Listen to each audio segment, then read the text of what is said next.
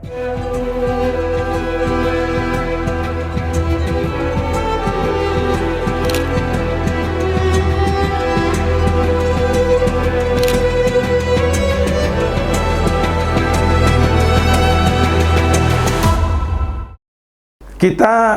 beberapa hari yang lalu sudah menyaksikan pertemuan pertama dari Port of Peace. Saya memandang bahwa pertemuan ini sangat berbeda dengan pertemuan dari Dewan Keamanan Perserikatan Bangsa-Bangsa ketika mereka membahas masalah-masalah yang berkaitan dengan perdamaian atau keamanan internasional. Pada pertemuan di dalam Port of Peace ini, Presiden Trump sebagai chairman sangat dominan. Belum lagi Presiden Trump sebagai chairman, dia memberikan waktu yang sangat sempit bagi para kepala pemerintahan, kepala negara, termasuk Presiden kita Prabowo. Lalu ketika saya mengikuti pertemuan ini, saya merasa bahwa tidak ada hal yang substansial yang dibahas.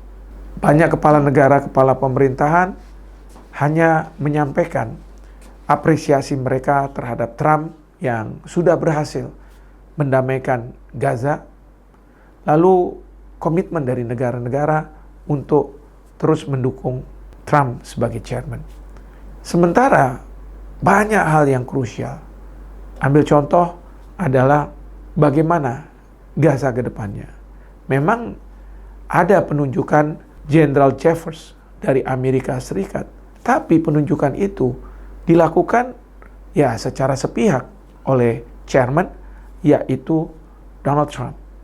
Seolah-olah chairman ini menjadi supreme commander dari ISF, International Stabilization Force. ISF ini dibentuk untuk dua hal. Pertama adalah melucuti senjata dari Hamas. Yang kedua adalah melakukan demilitarisasi. Jelas dua hal ini berbeda dengan tugas sebagai peacekeeper. Oleh karena itu, saya melihat bahwa apakah perlu pemerintah menyumbang pasukan ke ISF. Mudah-mudahan pemerintah tidak menganggap bahwa ISF ini karena ada resolusi Dewan Keamanan 2803 dianggap sebagai pasukan perdamaian atau peacekeepers. Ini sama sekali berbeda dan tentu yang kita khawatirkan kalau dua tugas ini, yaitu perlucutan senjata dan demilitarisasi, itu berarti ISF akan berhadapan dengan Hamas, terutama sekali ketika mereka melakukan perlucutan senjata terhadap Hamas. Dan tentu pasukan kita tidak seharusnya berhadapan-hadapan dengan pihak Hamas.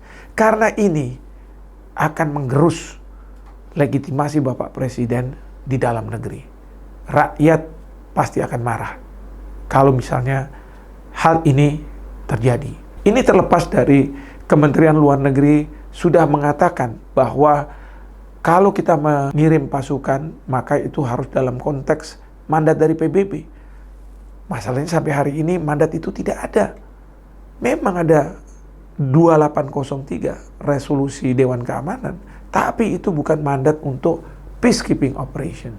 Belum lagi di situ disebutkan sebagai caveat atau sebagai hal-hal yang perlu diperhatikan dalam kita mengirim pasukan, diantaranya kita harus tidak berpihak, kemudian juga harus mendapat persetujuan dari otoritas Palestina, dan seterusnya.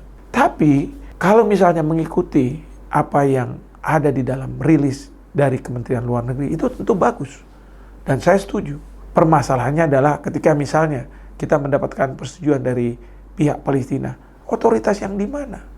Apakah misalnya kita sudah mendapat persetujuan dari Dubes Palestina di PBB, atau kita harus mendapatkan persetujuan dari pimpinan Hamas yang ada di Gaza? Karena kalau misalnya mereka yang menduduki jabatan ya sebagai misalnya saja Presiden Palestina atau Dubes Palestina untuk PBB, maka kebanyakan mereka dari Fatah yang mereka bermukim di tepi barat, bukan di Gaza. Padahal pasukan kita nantinya akan ada di Gaza. Oleh karena itu, kita harus mendapat persetujuan dari pihak Hamas sebagai wakil Palestina di sana. Jadi, saya sangat berharap bahwa pemerintah mengkaji secara mendalam partisipasi pasukan kita di ISF dan jangan sampai mengorbankan para prajurit kita. Dan yang ketiga, harus dipertimbangkan bagaimana reaksi dari masyarakat Indonesia. Demikian.